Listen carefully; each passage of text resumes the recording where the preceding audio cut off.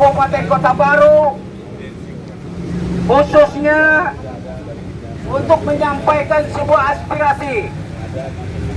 Tentu kami sebagai masyarakat Kalimantan yang berposisi di Kabupaten Kota Baru, kami merasa sedih, merasa takut, merasa nyeri karena saudara-saudaraku sebangsa dan seair masyarakat Kalimantan Selatan, bahwa pulau kami merupakan pulau kecil, sudah terjadi kegiatan tambang.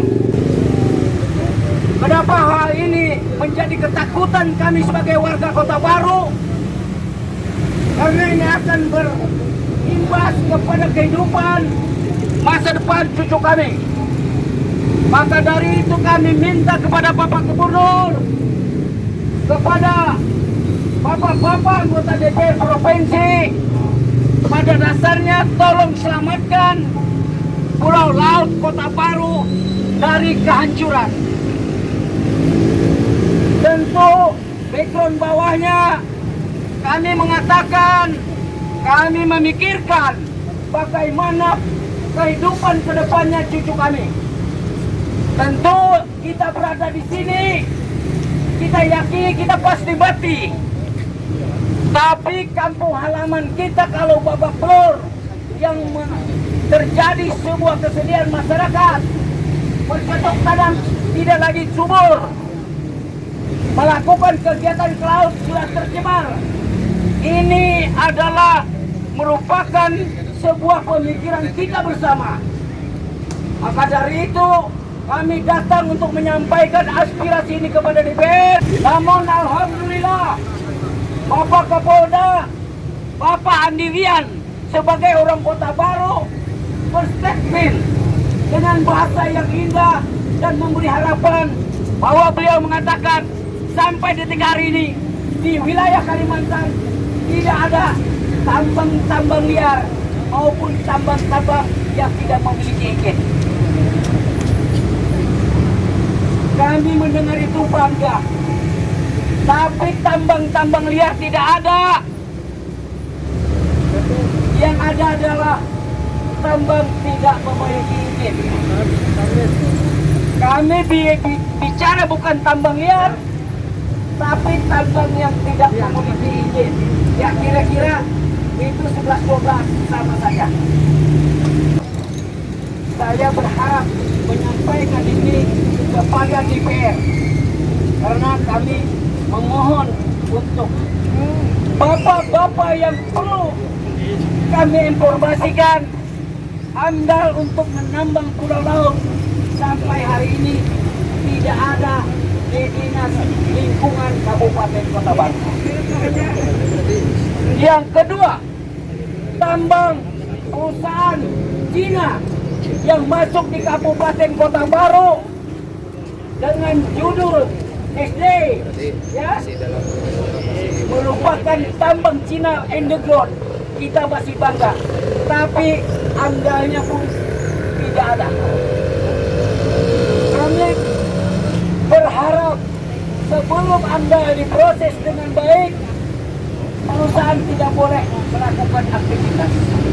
Ini Bu, ini yang kami mohon. Mungkin Pak Mandirin mundur dari Gubernur. Pakai akal sehat, dipakai gerbong. Karena apapun jadinya sekarang begini Pak. Mungkin di pertambangan ada. Saya juga besok mau dinas daripada lingkungan ada. Dinas perhubungan harus ada. Karena apa yang terjadi kami akan sampaikan.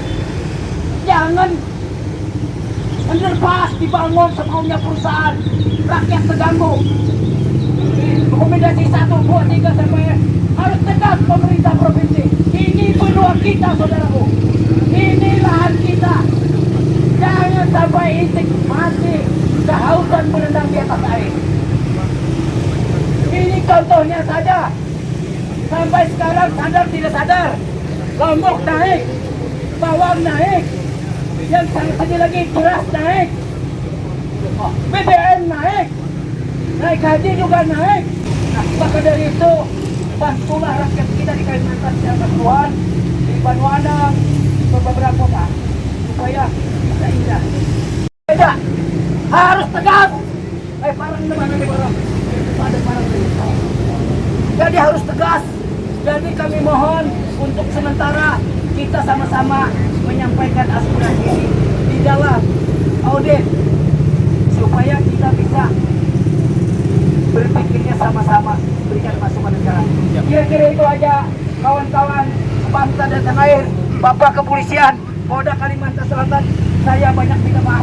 Terima kasih atas pelayanan Bapak. Kalau anunya itu ada dulu, maaf aja Bapak. Itulah kehidupan kan.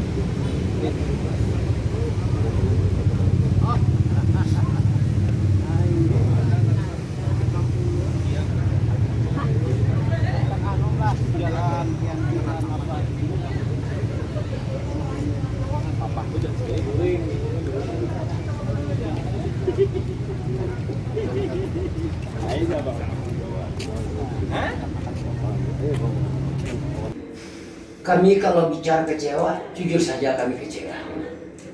Karena kami mengirim surat ini Pak, sudah pemberitahuan ke pihak Polda itu sudah 6 hari Pak. Ya.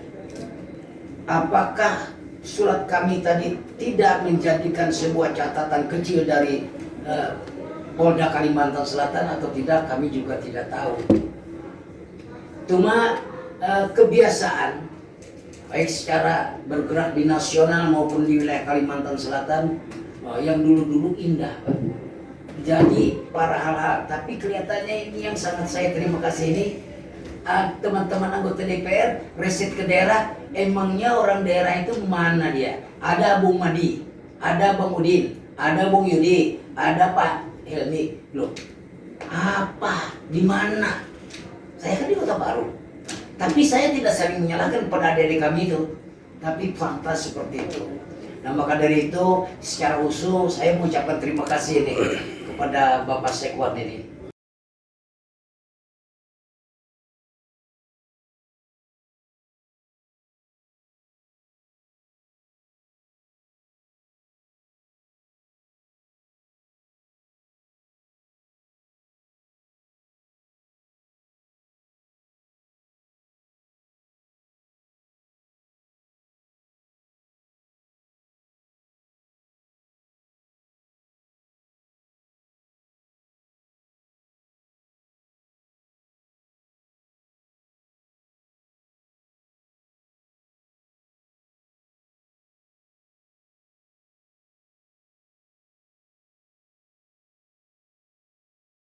Kepada DPR Provinsi Kalimantan Selatan di Banjarmasin.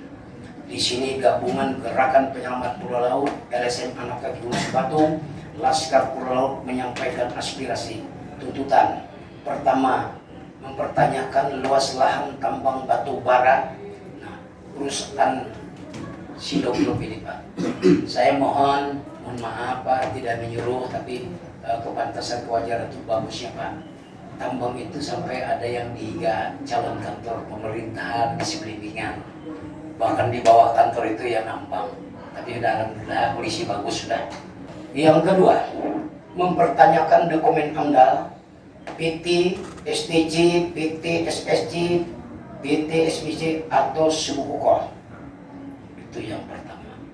Karena sampai detik hari ini pada saat kami hearing itu Pak, AMDALnya kedada Pak. Jadi petugas pembantu gubernur di bidang pertambangan dasarnya apa? Jadi yang saya tanyakan adalah mengenai dokumen Anda PT Sumber Daya Energi SD. Ya Pak. Kalau saya mohon gini Pak, PT SD itu terindikasi juga kalau bahasa kasar itu maklar tanah rakyat yang tidak jelas. Saya ke polisi laporkan juga ini masih jadi perampasan tanah Pak. Yang sangat penting apakah ini bicara lingkungan atau kehutanan.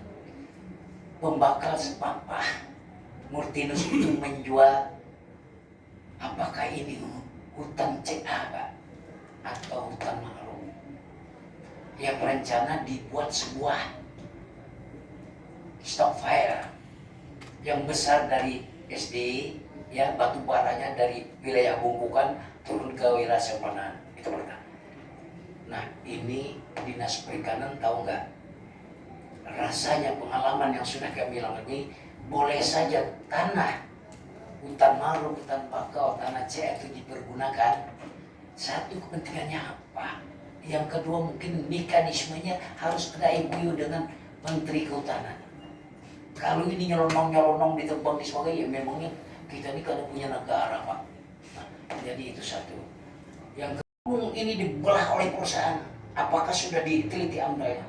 Saya mau pertanyakan tadinya mengenai penggunaan melintasi jalan negara di Desa Sungguh dan Mekar Purawan. Nah, tentu yang paling utama di sini adalah kami mohon kepada Dinas Pertambangan untuk artinya berundingkan tanpa batas mana yup 3 yup yang pernah dicabut oleh Paman Birin. Informasi dunia mengatakan Paman Birin kalah, pengacaranya Yusril kemarin. Nah, tapi kita cuma bicara kalah, tapi marilah. Kalau AMDA apa? Pembangunan jembatan dari Pulau Laut ke Selat Kalimantan itu kayaknya udah puluhan tahun, Pak. Nah, sekarang kalau ini kada jadi, apa sebabnya? Ini kan sebuah hal, ya, janji mutarwi. Apakah ini bisa dikatakan sebuah gerakan penipuan zaman politik? Nah, ini perlu juga kami sampaikan. Kawan-kawan media press room dari sini ada, Pak, dari DPRD Provinsi Kalimantan Selatan juga ada media press room yang memang meliput setiap kegiatan-kegiatan DPRD. Dari WA juga, Pak, dari Kasat Intel Polresta kemarin bahwa ada rencana LSM dari anak kaki Gunung Sebatung, pimpinan Pak Pian Bang Tunggu, rencana mau ke DPRD Provinsi Kalimantan Selatan pada hari ini, menyatakan pada hari ini. Segera ulun tindak lanjuti, Pak, segera ulun teruskan, segera ulun konfirmasi dengan Ketua DPRD Pak Haji Supianaka, SHMH beliau. Beliau menyambut baik dan mengapresiasi terhadap apa yang Pian aspirasikan. Beliau menyampaikan salam sama Pian, semoga Pian selalu sehat, kata beliau. Ini kata beliau cuma sangat disayangkan, Pak, ini kan DPRD ini setiap bulannya itu ada terjadwal, Pak, jadwalnya. Jadi setiap tanggal 27, 28 biasanya tuh menetapkan jadwal untuk bulan berikutnya. Ini sudah terjadwal tepat pada kemarin tanggal 4, apa yang dikatakan oleh Pak Andri tadi, tanggal 4 sampai dengan tanggal 11 itu tuh beliau melaksanakan reses selama 8 hari, Pak, dengan maksimal biasanya 1 titik, 1 hari 2 titik. Jadi pada kesempatan yang sangat ini kami memohon maaf, Pak, memohon maaf di kehadiran pimpinan dan anggota DPRD masing-masing proses internalisasi ke dapil masing-masing, melaksanakan reses masing-masing. Kalau misalnya biasa ketemu juga. Ya, ada nomor kita. Yeah. Kalau nyoba ya seminggu dulu atau 2 minggu dulu, Pak. Yeah. Karena kami anunya ini